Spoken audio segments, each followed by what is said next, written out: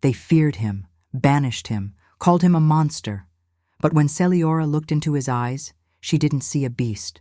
She saw beauty, and a love that could cost her everything. The bells of the village tolled softly as dusk spilled its lavender light across the rooftops. Smoke curled upward from chimney stacks, carrying the sharp scent of peat and wood, while families called their children indoors. Seliora walked alone. She always did. Her shawl was drawn tight around her shoulders, but it wasn't the cold that made her clutch it close. It was the way eyes followed her, sliding like shadows from doorways and windows, never kind. "Strange girl," she heard them whisper. "Dreamer. Head in the clouds when it should be in work." The words clung like burrs. She had grown used to them, or told herself she had. Her parents had been gone since she was a child, taken by fever before she was old enough to remember the sound of their voices. Her aunt had raised her then, stern and practical, always urging her to keep her feet on the ground. "The world is no place for dreamers, child. Keep your head here." But even her aunt was gone now, leaving Seliora with no family name, no tether. Just a roof on the farthest edge of the village and a life lived between belonging and exile. The villagers tolerated her, but she could feel their mistrust like a chill in the bones. They nodded as she passed, but voices lowered the moment her back turned. And when they spoke of him, their voices grew sharp with fear. Draven, the rogue wolf, the monster in the wilds. Elders told children not to wander past the last lantern, lest the beast snatch them away. Hunters spat in the dirt when his name was mentioned, muttering that his eyes glowed like frozen fire, that his claws never fully sheathed. A curse, they said, an omen. Seliora had heard their stories all her life, and yet... She paused at the edge of the forest now, brown eyes lifting to the dark tangle of trees. The lantern flames hissed in the gathering wind, their glow pooling against the darkness as if afraid to cross. If he was truly a monster, why had he never come to destroy them? Why linger, unseen instead of striking? The villagers never asked, they feared, they obeyed. That was enough. But Seliora tilted her head, watching the first stars prick through the velvet sky, and a small smile tugged her lips. Secret, wistful. She had always believed there was more to stories than the surface. Perhaps this one was no different. Behind her, the village doors shut one by one. The sound of bolts sliding home echoed across the square. Soon, only silence and the hiss of lanterns remained. Seliora stayed where she was, caught between the hearths that had never welcomed her and the wilds that whispered her name. She didn't belong in either, and perhaps that was why she felt the pull of the trees so strongly. The forest never slept.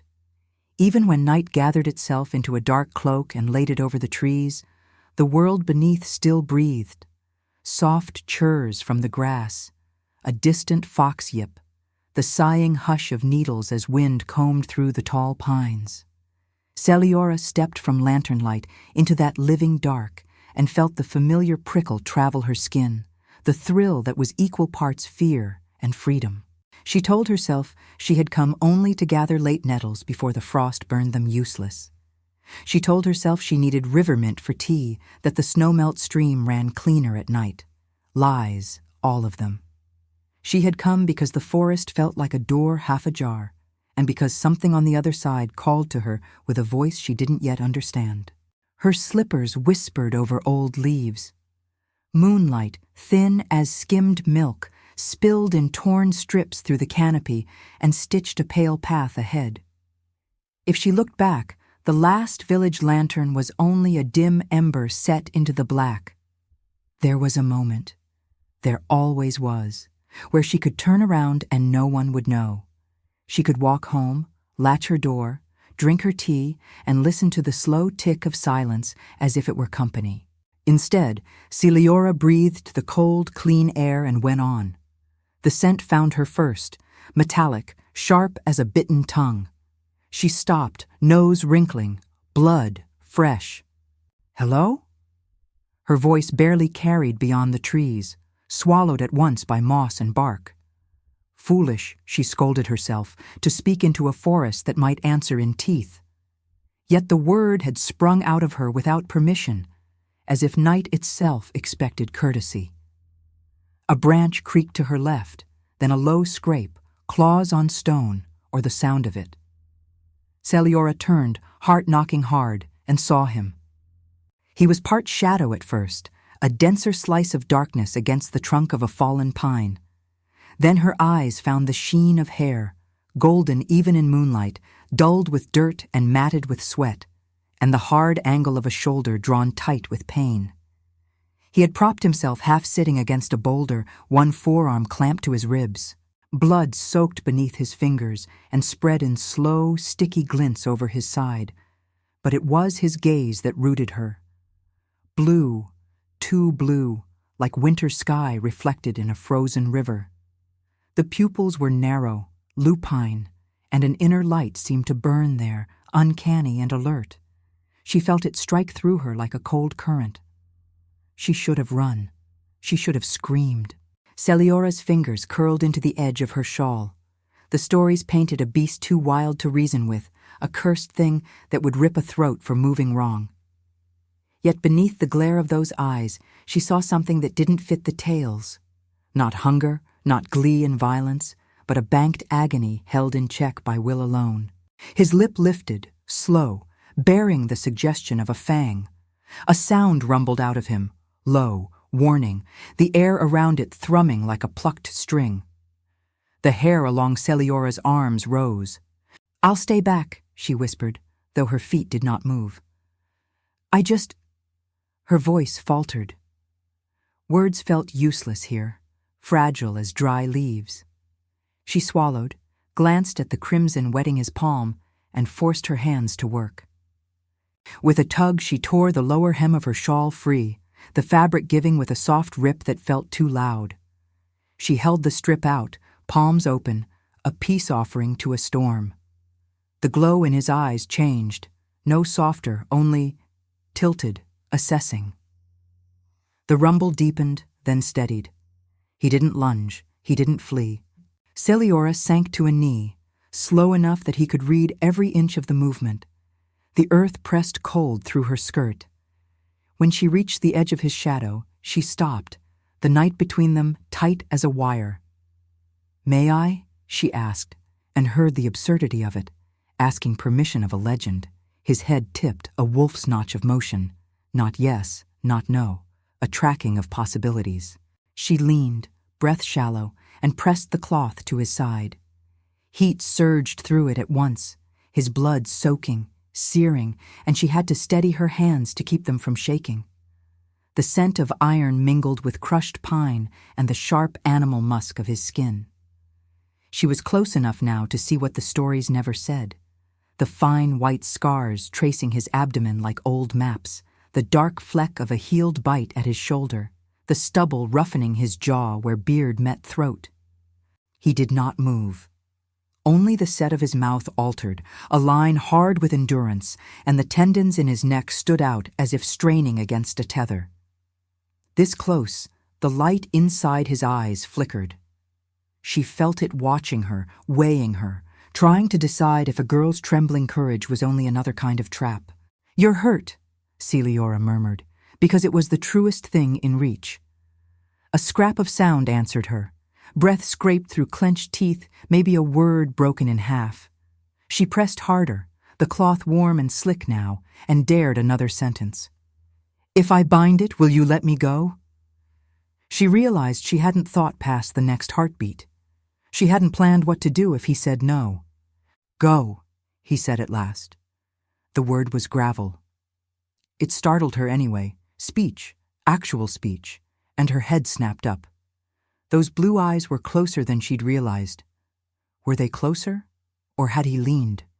She had the sense of him expanding without moving, as if presence could swell like breath.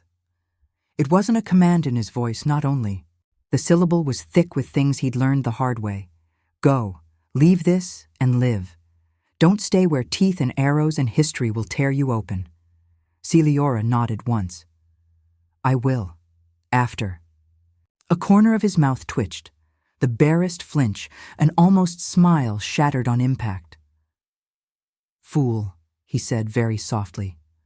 Not contempt. A rough, baffled warning. "Perhaps." She drew the strip tighter, then knotted another length around it from what remained of her shawl. Her hands brushed his skin, hot, fevered, unyielding, and the contact sent a bolt of sensation through her, a bright, frightening jolt. She had never touched a body like this, built for violence and held in restraint by something fiercer than muscle. The idea rose in her that he contained himself the way mountains hold back rivers. Effort that never ends. His claws, there was no other word, slid a fraction longer where his hand braced on the stone. Moonlight kissed their edges. He watched her not set, and then, as if a signal had been passed that only he could hear, the feral light in his gaze dimmed one shade. Not gone, but relenting. "You don't look like a monster to me," she said, because the truth had begun to push at her throat and would not be kept in. The sentence wobbled as it left her, exposed and ridiculous and entirely real. For a breath, everything in him went still in a way no human could be. Even the rise and fall of his chest paused, the night holding its own breath with him. Then his lashes lowered, slow, and lifted again. The blue burned colder now, clearer, and she had the wild thought that he was memorizing her face the way a man in a storm memorizes where the door is. A twig snapped in the dark beyond them. Seliora flinched. He didn't. The sound came again, farther off. Deer, she told herself, or fox. The world resumed. She eased back on her heels, palm flattening once over the cloth she'd bound. "I'll leave food at the old willow by the river," she heard herself say, as if a pact had already been sealed. "Bread, herbs for fever, if you want them." Another absurdity, offered to a creature with teeth. His eyes, God's, those eyes, shifted past her shoulder, briefly scanning the trees and back. The rumble returned, low, like a tired thunder that had to remind the sky what it was for. "Safer," he said. The word dragged through that gravel voice until it was more growl than speech. Then, after a beat that made her ribs ache. "For you." Her throat tightened. He was sending her away to protect her, wasn't he? Or to protect the hunters from what he might do if she stayed and he slipped. 1,000 interpretations hung in the air like mist. She chose the one that made her brave. Seliora pushed to her feet. The cold hit her damp knees, and she wobbled, catching herself with a palm on the boulder. When she looked up again, to thank him, to say something sensible, he was no longer where he had been. She reeled, gasped, spun. Shadows moved. No, that was nothing. The dark, invented shapes. Then she caught it. A pale slice of hair between trunks, the smallest motion possible that still counted as departure. He moved with a quiet she wouldn't have believed, given his size, a long ripple through the black as if the forest had learned how to wear him. "Thank you," she whispered into the space he'd left, and then laughed once at herself, breathless and shaken. "Thank you for not tearing me apart. Thank you for letting me wrap my foolish cloth around a wound that looked as if it could swallow a hand." She gathered the remnants of her shawl and stood alone in the clearing, pulse roaring in her ears. The wind came then, carrying the resin-sweet scent of pine and the colder edge of river water. Her knees trembled in earnest now that it was over. She let them. When she could walk, she turned toward the village, each step slow, measured, as if the night might startle and turn if she moved too quickly. By the time the first roofs loomed, frost had silvered the dead grass and a pale rim of ice had formed around puddles. A dog barked once, twice, behind a fence. A shutter clicked. No one saw her slip through the last veil of shadow to her door. Seliora shut the latch, leaned her back against the wood, and pressed the heels of her hands to her eyes until sparks burst red and gold. Her breath came in fits. She should be terrified, she told herself. She should be sick with it. But under the tremor and aftershock, something else spread. A heat that was not the hearth's, a brightness that had nothing to do with lanterns. "Alive," said a voice she barely recognized as her own. "You feel alive." On the small table, she set about tearing the rest of the ruined shawl into bandages, her fingers clumsy and clattering. Bread, she thought. Willow at the river. Feverfew if she could find any this late. The practical tasks steadied her, like grip holds on a cliff face. In the silence, wind hissed across the thatch, and far away, so far she might have imagined it, a wolf called once into the thinning night. Not a threat. A statement. "I am here." "So am I," Seliora whispered back. To no one. To him. To herself. Then she banked the coals and sat awake until pale gray unspooled along the edge of the world, listening to a forest that, for the first time, did not feel like the end of things, but the beginning. The days that followed blurred into a strange rhythm. Seliora kept to her tasks in the village, grinding grain, fetching water, weaving baskets, but her thoughts never stayed. Again and again, they drifted back to the forest, to the memory of golden hair tangled with blood, to the blue fire in his eyes that had not devoured her. And every night, when chores were finished and shutters bolted tight against the cold, she found her feet carrying her to the edge of the trees. At first, she left only small things, a loaf of bread wrapped in cloth, herbs tucked in a pouch, sometimes nothing more than a scrap of cheese. Always at the same place, beneath the crooked willow that leaned out over the riverbank. She would set the bundle down and walk away without looking back. The next morning, it was gone. On the third night, she lingered. She sat cross-legged near the willow, her fingers trailing over the water where stars floated like shards of glass. The forest pressed close around her, the dark full of listening. "You take the bread," she murmured, not turning her head. "But you never say thank you." The silence stretched long. She almost laughed at herself, talking to emptiness, as if it owed her courtesy. Then a voice, rough as gravel shifting underfoot, drifted from the trees. "Bread doesn't ask for thanks." Seliora startled, her heart lurching. She whipped her head toward the sound. He stood half-shrouded in shadow a few paces away, broad shoulders draped in worn leather, hair falling untamed around his face. His eyes gleamed, catching moonlight like ice. Her lips parted, caught between fear and wonder. "But the giver does," she said softly. For a moment his expression didn't change. Then his head dipped, the smallest nod, stiff and awkward, but a nod all the same. Seliora smiled, faint but real. After that, the forest became their meeting ground. Sometimes he came close, leaning against a tree while she sat on the river stones. Other times, he kept to the shadows, his voice carrying from places she couldn't see. She learned the cadence of his silence, how it wasn't empty, but full of listening. He didn't need to speak to fill a space, and when he did, it was in words clipped short, heavy with meaning. One evening she told him about the stories her aunt used to scold her for reading by firelight. Tales of wanderers and hidden kings, of wolves who wore crowns and girls who spoke to stars. "They said I was wasting time," she admitted. "But the stories were the only place I ever felt like I belonged." Draven's voice rumbled from the dark. "Stories lie." She glanced at him, amused. "And yet you listened." His mouth twitched, the ghost of something caught between annoyance and reluctant humor. "Maybe I wanted to hear what you believed, not what they told you to believe." Her chest warmed at the words. He may not have meant it as kindness, but to her it was. Another night, she dared a question. "Do you ever miss it? The pack?" The air thickened. For a moment she thought he would vanish into the trees, but then he spoke, each word carved from stone.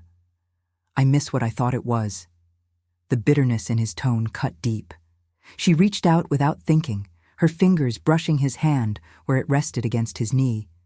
His skin was warm, calloused, marked with faint scars that told their own stories. He went very still. The fire in his eyes sharpened, but he didn't pull away. "I'm not afraid of you," she whispered. "You should be," he said, so low it barely reached her ears. But his hand turned beneath hers, just enough that their palms touched. The world seemed to stop there. A single fragile heartbeat stretched long. As autumn bled toward winter, their secret meetings became more frequent. She told him about the village, about how the women always pulled their children close when she walked by, how she felt like a ghost in daylight. "They don't see you," he said simply. It startled her. "You do?" His eyes locked with hers, bright and unblinking. "Yes." The words sank deep into her, more binding than any vow. One night she brought a lantern and set it between them, its glow pooling across their faces. For the first time she saw him clearly. The sharp lines of his jaw, the scars that crossed his temple, the curve of his mouth set more in caution than anger. He was not the handsome prince of her stories, but something rawer, sharper, alive with danger. And she found him beautiful. "You've been listening to their fear too long," she said gently, her fingers lifting as if to touch his cheek. "But when I look at you, I don't see a curse." He caught her wrist before her hand could reach him, claws dimpling his own palm. His grip wasn't cruel. It trembled. "You don't know what I am," he murmured, voice strained. "I know what I see." He held her gaze for a long moment, something fierce and fragile warring in his eyes. Then, with a breath that sounded like surrender, he released her wrist. Seliora let her hand fall, but not before her fingertips brushed the edge of his jaw, the briefest touch, enough to seal what words could not.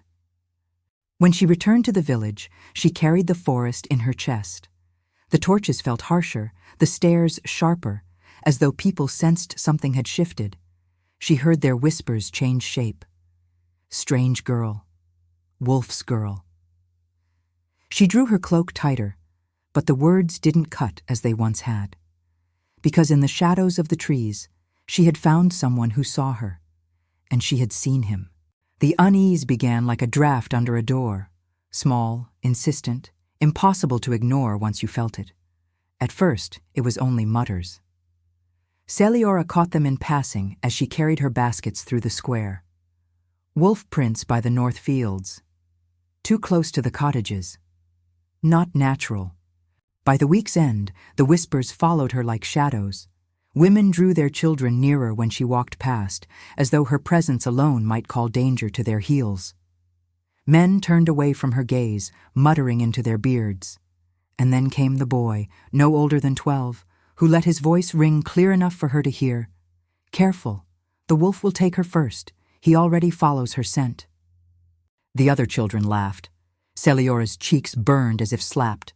She kept walking, eyes fixed on the ground, but her throat ached with the effort of not crying in front of them. That night, the village felt smaller than ever. A knot of houses huddled under a cold sky. She stood at her door and looked out toward the black line of trees. Her cottage sat on the farthest edge of the settlement, and the forest loomed like a waiting secret. They all thought she was cursed now. They thought she had drawn the rogue near. Perhaps they weren't wrong. Draven was already waiting when she slipped into the woods. This time he stood in the open clearing, not hidden in shadow. His hair caught the moonlight, his eyes blazing their impossible blue. And for a moment he looked like the very stories the villagers told to frighten children. "They've seen your tracks," she said quietly, breath clouding in the night air. "They know you've been close." Draven's mouth tightened. "Let them." His voice was a low growl. "Fear is all they've ever known." "They're afraid of me too," she whispered. Her fingers twisted the edge of her cloak. "They think I've called you somehow, that I belong to you." The corner of his lip curled, not quite a smile, not quite disdain. "Do you?" The question stole her breath. Her heart stuttered. She didn't answer, not in words. His gaze burned into hers, then softened, though the intensity never faded. You shouldn't come here anymore. I can't stay away, she blurted, the truth tumbling out raw. When I'm with you, I don't feel empty. I don't feel like I don't belong. His expression changed, a flicker of pain, as if her words had struck a place still unhealed. He turned away, shoulders tense, the muscles in his jaw rigid. You don't understand, he said at last, what I was, what I lost. Seliora's chest ached. She stepped forward, voice soft but steady. Then tell me. For a long moment he said nothing. The forest pressed close, listening. Finally he exhaled, a sound more like a growl than a sigh. I was born to lead, my father's pack, strong and proud. They looked to me, they trusted me. His hand flexed, claws threatening to unsheathe. But envy rots faster than flesh. A beta, with hunger in his heart, whispered poison. When a border raid turned bloody, they blamed me, said I had lost control, that I had spilled blood for the taste of it. Seliora's throat tightened. But you didn't. His eyes flashed toward her, sharp with old rage. No, but the pack believed. Even my father. He let them. Better to lose a son than tear the pack apart. The silence that followed was heavy with years. The scars across his face caught the moonlight, pale reminders of battles fought and a place lost forever. Seliora reached up, hesitant, and touched his jaw. Her fingers traced the rough stubble, the faint line of an old wound. That's not a monster, she whispered. That's a man who was betrayed. Draven closed his eyes, as if her touch was both balm and torment. His breath shuddered out, shaking. For a heartbeat she thought he might lean into her hand, but then he stepped back, breaking the contact, retreating into the shadows that clung to him like a cloak. You should fear me, Seliora, he said, voice low, rough. Everyone else does. Her heart pounded, but she did not back away. I've lived my whole life being feared for the wrong reasons, she said softly. Perhaps that's why I see you differently. When she returned to the village, torches burned bright and harsh along the lanes. Faces turned toward her, suspicious and sharp, and the whispers followed her all the way to her door. Not strange girl, not dreamer. Now, wolf's girl. She closed the door behind her, pressing her back to the wood. The insult should have broken her, should have left her shaking. Instead, she found herself trembling for another reason entirely. Because part of her wished it were true. The knock came before dawn, hard, urgent. Seliora startled awake, heart racing. She stumbled to the door, pulling her shawl around her shoulders. When she opened it, 2 men stood in the gray half-light, their faces drawn tight, bows slung across their backs. Behind them, more villagers gathered with spears and torches, the air alive with grim purpose. We're hunting today, one said. His voice was flat, final. The rogue's come too close. We tracked him near the north fields. It ends now. Seliora's blood turned cold. You don't understand. The man's eyes narrowed. And you would? Strange, how his tracks lead toward your cottage. Strange, how you're always wandering into the trees. Murmurs rippled through the crowd. She saw them watching her. Suspicion sharpened into certainty. You'll stay inside, another man barked. For your own good, if you've any sense left. They turned and marched away, their torches bobbing like hateful stars into the mist. Seliora closed the door and pressed her palms against the wood, fighting for breath. They would kill him. They would corner him like a beast and drive their arrows until the legend was nothing more than a corpse on the forest floor. Her stomach twisted. She couldn't let it happen. She seized her cloak and darted outside, ignoring the eyes she felt watching from shuttered windows. Her slippers slapped the frozen ground, carrying her into the trees. The forest swallowed her.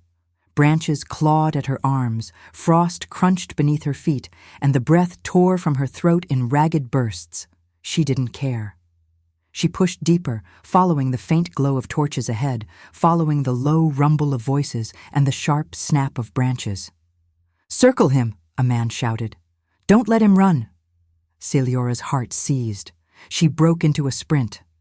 The clearing burst open before her, and the scene stopped her breath.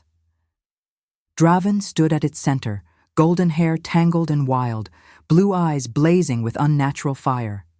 He was half-shifted, his claws long, his chest heaving with feral growls. Around him, torches formed a ring of firelight, hunters with bows drawn and spears leveled. He looked every inch the monster they believed him to be. A man loosed an arrow. Draven twisted aside, the shaft slicing past his ribs. His snarl shook the air, deep and guttural, and he lunged. A spear thrust forward, barely missing his side. He moved like a storm-given flesh, every motion lethal. Seliora's scream tore from her throat before she knew she'd made it. "Draven!" The world halted. He froze, claws inches from a hunter's throat. The men turned, their faces pale, their torches flickering uncertainly. And Seliora, shaking, breathless, stumbled into the circle, putting herself between them and him. "Seliora, move!" someone shouted. "It'll tear you apart." But she didn't move. She spread her arms wide, facing the hunters. "If you call him a monster," she cried, her voice breaking but fierce, "then so am I, because I see beauty in him you never will." The words rang through the clearing, shattering the moment like a struck bell. The hunters stared, stunned. Some muttered curses, some lowered their bows in disbelief. None dared fire. Behind her, Draven's growl deepened, vibrating through the ground itself. She could feel the heat of him at her back, the trembling restraint in his body, the war between wolf and man tearing inside him. She turned her head, just enough to meet his gaze. His eyes, bright, burning, feral, locked onto hers. "Seliora." His voice was raw, jagged, more beast than man. Her heart clenched. She reached back, fingers brushing his hand. Warm, trembling, claws sharp against her skin, and still she didn't flinch. "You are not what they say," she whispered. "You never were." His chest heaved, every breath a battle. His claws curled against his palm, his body taut with the effort to hold back. She pressed her hand firmly against his, grounding him, refusing to let go. The hunters shifted uneasily, uncertain now. One spat into the dirt. "She's bewitched. He's cursed her." But Seliora lifted her chin, voice ringing steady. "No, I chose this. I chose him." And in the silence that followed, something shifted. Not in the hunters, not in the world, but in Draven himself. His breathing slowed, his shoulders eased. The wild glow in his eyes flickered, softened, not gone, but tempered. He had heard her. The hunters backed away, one by one, their courage dissolving. They muttered of curses, of madness, of leaving the girl to her doom if she wished it so. The torches dwindled into the trees until only moonlight and silence remained. Seliora turned fully then, her breath trembling, and looked at him. He was still half-shifted, still dangerous, but in his eyes now was something that undid her entirely. Not fury, not hunger, but fear. Fear of losing her, fear of believing her words. "You're beautiful," she whispered, the truth spilling out like light through a crack. And Draven, for the first time since exile, since betrayal, let himself believe. Silence pooled in the clearing after the hunters vanished, deep and ringing, as if the forest itself held its breath and waited to see what they would be now. Seliora did not move her hand from Draven's. His palm was hot, the tips of his claws a prickle against her skin. And under that heat she felt a tremor that had nothing to do with cold. He was still half-shifted, still vast and dangerous, but the light inside his eyes, blue fire banked to a living glow, watched her like a man learning a new language by the shape of her mouth. "You're bleeding," she said at last, because it was true and safe and something she could fix. His gaze flicked to her throat, to the pulse hammering there, then back to her eyes. His voice came rough. "Not badly. Let me see anyway." He didn't protest. That alone felt like a vow. She drew him to the edge of the clearing, where a fallen pine lay slick with old sap, and he sank to sit with the reluctant heaviness of someone unused to resting. Seliora knelt, tugging open the torn leather at his side. The bandage she had tied nights ago had held longer than any reason it should have. She unwound it carefully, revealing a wound that had knit at the edges but still wept red where the spear had grazed. "I need water," she murmured, "and light." Moonlight sifted down in shards through the branches. Draven's hand lifted, hesitated, then cupped his palm near hers. The claws were mostly sheathed now, only a gleam where nail met skin. "Here," he said, and she realized he meant himself. He would be her lantern, her shield, whatever she asked. Seliora pressed the last clean strip of cloth to his side, then wetted another with her tongue and wiped dried blood from his ribs. Each time her fingers brushed his skin, his breath altered, sharpened, steadied, and she understood with a kind of awe that restraint for him was not emptiness, it was devotion. "You shouldn't have stood in front of them," he said after a time. "If one of them had loosed, you would have taken the arrow." She didn't smile, but he heard it in her voice, and his mouth pulled like a man unused to the shape of it. She smoothed the cloth and tied the new knot firm. There, better. His hand covered hers where it lay at his side, not trapping, holding, a weight she felt in bones and breath. "Say it again," he said quietly, not fearing, not pleading, only hungry in that clean way of starving men who at last smell bread. "What?" she asked, though she knew. "The word you gave me." Seliora's throat tightened. She lifted her gaze to his and didn't look away. "Beautiful," she whispered. "You are beautiful." The forest loosed its breath. Something old and quiet and patient stirred under the skin of the world, like water shivering when a fish turns deep below. It wasn't magic the way children told it, no flash, no thunder, but a shift so profound she felt it in her teeth. The air tasted different. Her name in his mouth. He hadn't said it, but she felt it, fit like a home she had never known. He bent his head until his brow rested against hers. It was the gentlest touch he had given her, and somehow the fiercest. Heat rolled off him, carrying pine and wild and the metal tang of blood. Under that, something that was just Draven, a scent she would know in a blind world. His breath trembled. Hers matched it. "I won't be careful with you," he said, in a voice almost too soft to hear. She drew back a fraction, startled, until he added with that same unsteady steadiness, "I won't be careful in the small ways, measuring every word, locking every door. I'm tired of being nothing but restraint. But I will guard you in all the ways that matter. I will set my body before yours. I will hunt for you. I will stand between you and every loneliness, if you let me." She might have laughed then, if laughter hadn't threatened to turn to tears. "You think that's not careful?" she asked. "That is the only kind of careful that has ever meant anything." His eyes closed. When they opened, the wolf in them looked at her without flinching. "Then ask," he whispered. "Ask what you want of me." Seliora didn't need to think. She had known the shape of the asking since the first night she had pressed cloth to his wound. "Stay," she said. "Choose me. Not because you owe me your life or because the hunters ran, but because you want to stand where I stand, because I want to stand where you do." He made a sound then that might have been a laugh if it hadn't broken on the way out. "You choose a hard road."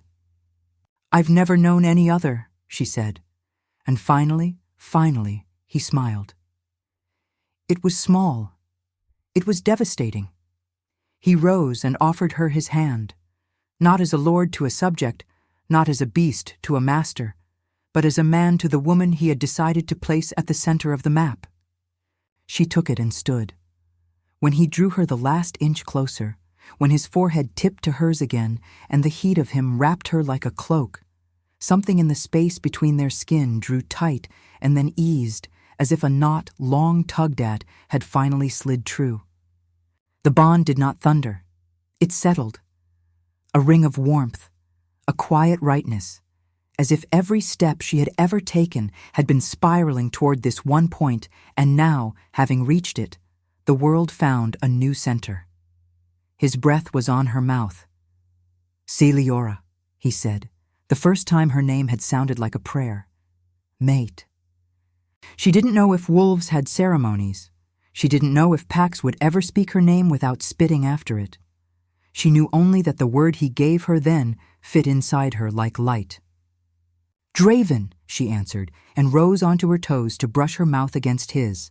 Not a claim, not a conquering, but an answer. Mate. When his arms came around her, they didn't bruise.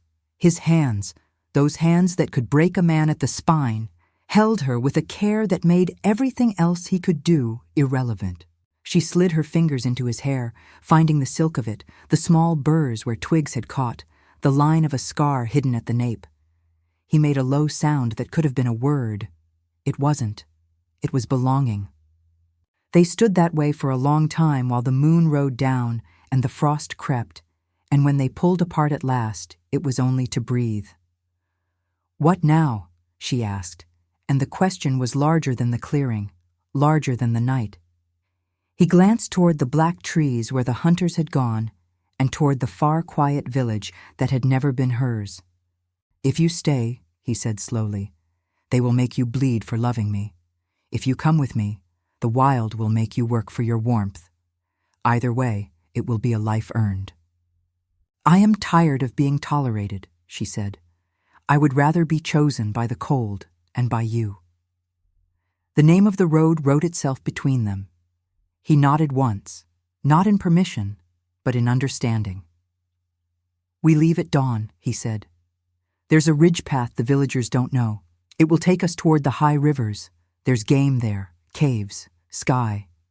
And stars," she said, because that mattered to her, and he looked at her in a way that told her he would count them if she asked. "Stars," he agreed.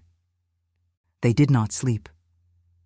They sat together against the fallen pine, his back braced, her head against his shoulder, and spoke low of small things, which herbs the frost spared, which birds stayed through winter, whose footprints stitched the riverbank at dusk.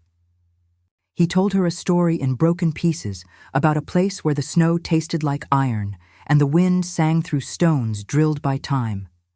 She told him about the way her aunt had scolded in a voice like a metronome, and still, once, had pressed a warm apple into Seliora's hand without a word on the first night she bled. Sometime near dawn, the forest shifted from black to deep blue, and then to slate. A thin silver rim lit the eastern trees. Draven rose and tested his side, rolled his shoulder, and grunted once in approval at the strength that answered. "Take only what you can carry," he said. "We'll come back for nothing." Seliora's cottage held little that mattered.